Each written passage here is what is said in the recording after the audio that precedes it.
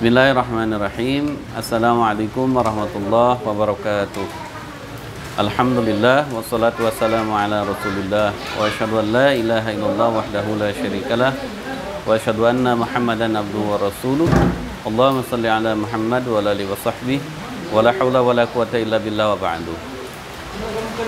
Yang dimuliakan Allah, al-mustami'in al-kiram, kita bertemu kembali di Ramadan 1444 Hijrah dengan izin Allah.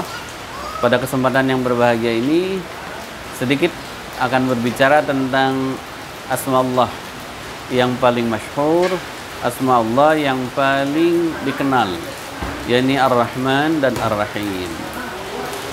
Apa yang perlu kita cermati dari dua asma Allah ini, dan kemudian kenapa dia selalu digandengkan antara Ar-Rahman dan Ar-Rahim dengan asma Allah itu sendiri. Pemirsa yang dirahmati Allah, kita sangat sudah familiar dengan kalimat ini karena dikaitkan dengan sebaik-baik daripada ibtidah. Yang dimaksud adalah kalimah basmalah. Kita sering mengucapkan kalimat ini dengan sempurna, yakni Bismillahirrahmanirrahim, yang kalau diterjemahkan kita biasa mengartikan dengan menyebut nama Allah yang Maha Pengasih lagi Maha Penyayang. Kita mencermati Ar-Rahman dan Ar-Rahim ini suatu paket nama yang tidak terlepas dari asma Allah dalam setiap melakukan sebuah perbuatan. Bahkan mendapatkan pahala dan berkah tersendiri ketika kita mengucapkan kalimat ini. Karena Rasulullah ketika menegur Ibn Abbas radhiyallahu taala anhuma, ya gulam samillah, wahai anakku, ucapkanlah basmalah ketika kita akan melakukan sebuah perbuatan. Ar-Rahman dan Ar-Rahim ini merupakan dua kalimat yang memiliki apa yang berdasar gitu, yang dimaksud pada satu akar kata, yakni dari rahimah. Rahimah yarhamu rahmah, gitu ya. Jadi berakal dari kalimat rahimah ini lahirlah ada Ar-Rahman dan Ar-Rahim. Ini sebagai tafdil alias pengutamaan alias penglebihan. Karena Ar-Rahman diartikan sebagai yang lebih kasih sayangnya, yang lebih pengasihnya, serta Ar-Rahim yang lebih penyayangnya. Kita juga sering mendapatkan pengertian bahwa Ar-Rahman ini adalah yang Maha Pengasih tanpa pilih kasih, yakni siapapun akan dikasihi oleh Allah Jalla wa'ala.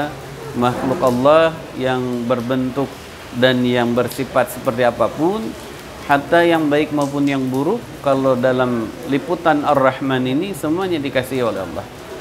Baik yang beriman maupun yang tidak, semuanya diperhatikan dan dikasihi dengan rahmatnya melalui sifat Ar-Rahman ini. Maka kalau santri itu sering menyebutkan bahwa yang namanya Ar-Rahman itu yang memberikan nikmat kecil di dunia dan di akhirat, gitu ya. Kemudian yang kedua Ar-Rahim juga sama, berakar kata dari rahimah. Namun demikian sedikit berbeda. Kalau mau disebut sedikit tentu saja ada perbedaan yang bisa diperluas lagi. Jadi Ar-Rahim ini adalah Maha Penyayang. Allah tentu sangat menyayangi semua makhluknya. Namun tidak pilih kasih tidak pilih sayang, dalam artian terkecualilah kalau untuk kaitan sayangnya Allah terhadap hambanya ini. Sehingga sering diartikan bahwa Maha Penyayang itu kepada yang disayangi, dan yang disayangi oleh Allah itu tidak lain tidak bukan adalah mereka orang-orang yang beriman. Jadi ada spesifik kalau terkait Ar-Rahim, sebagaimana penempatan Allah terhadap Ar-Rahman dan Ar-Rahim ini. Contoh miniaturnya adalah Ar-Rahman ada pada laki-laki, Ar-Rahim ada pada perempuan. Mungkin ini bisa diperluas pada pertemuan suatu ketika. Namun pada pengertian terdekatnya ini kita bisa melihat bagaimana perbedaan antara Ar-Rahman dan Ar-Rahim pada wujud manusia. Pada hakikatnya kedua sifat ini adalah sebuah rangkaian sifat yang dinisbahkan atau disandarkan pada keagungan Allah yang tentu tiada tanding, tiada banding. Maha Pengasih dan Maha Penyayang. Pengasih tidak pilih kasih, penyayang akan memperhatikan kepada yang disayanginya. Kita berupaya untuk menjadi hamba Allah yang dikasihi dan disayangi dengan cara tentu saja sangat mudah. Mengikuti petunjuknya, mengikuti melaksanakan segala perintahnya dan menjauhi segala larangannya. Sesederhana itukah? Tentu saja sederhana. Karena dengan cara begitu kita akan mendapatkan kasih sayang daripada Allah Subhanahu wa taala. Dalam Al-Qur'an kalimat Rahman ini kurang lebih ada 57 kali Al-Qur'an menyebutkan tentang kalimat Ar-Rahman. Sebaliknya untuk kalimat Ar-Rahim ada sekitar 117 kali. Di sini ada pembandingan yang tentu sangat jauh ya, jumlah kalimat Ar-Rahman dengan jumlah kalimat Ar-Rahim. Tentu ini menggambarkan betapa sisi yang spesifik untuk Ar-Rahman dan sisi yang khusus pula untuk Ar-Rahim. Yang dimaksud adalah kalau kaitan dengan Ar-Rahman tadi umum sifatnya, namun kalau kaitan dengan Ar-Rahim khusus sifatnya.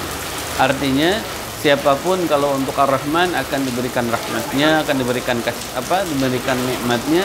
Tapi kalau Ar-Rahim itu spesifik khusus hanya bagi mereka orang-orang yang beriman. Kenapa seperti itu? Tentu ini adalah hasil perjuangan, hasil pengorbanan, hasil daripada upaya yang maksimal sosok manusia mengupayakan dirinya sampai kepada derajat iman dan takwa. Karena tidak mudah kita bertahan atau mencapai kepada iman dan takwa, apalagi kalau sampai sempurna. Tentu butuh perjuangan yang sangat luar biasa. Namun demikian, hatta satu titik pun keimanan sebiji sawi atau katakanlah semacam atom ya yang lebih kecil akan sangat tetap dicatat dan diberikan balasan oleh Allah Subhanahu wa taala. Bahkan di akhirat nanti orang yang masih ada keimanan sekecil lubang jarum sekalipun akan dibalas oleh Allah Subhanahu wa taala. Itulah Ar-Rahimnya Allah. Itulah Rahman dan Rahimnya Allah. Maka yang berbahagia para pemirsa, mari senantiasa kita mengingat akan maha luasnya rahmat Allah. Artinya jangan pernah berputus asa kalau kita ada salah dan khilaf. Artinya jangan pernah sombong kalau kita pernah berbuat baik, bahkan sering berbuat baik. Karena Allah lah yang maha baik, Allah lah yang maha pengasih dan maha penyayang. Demikian, wassalamualaikum warahmatullahi wabarakatuh.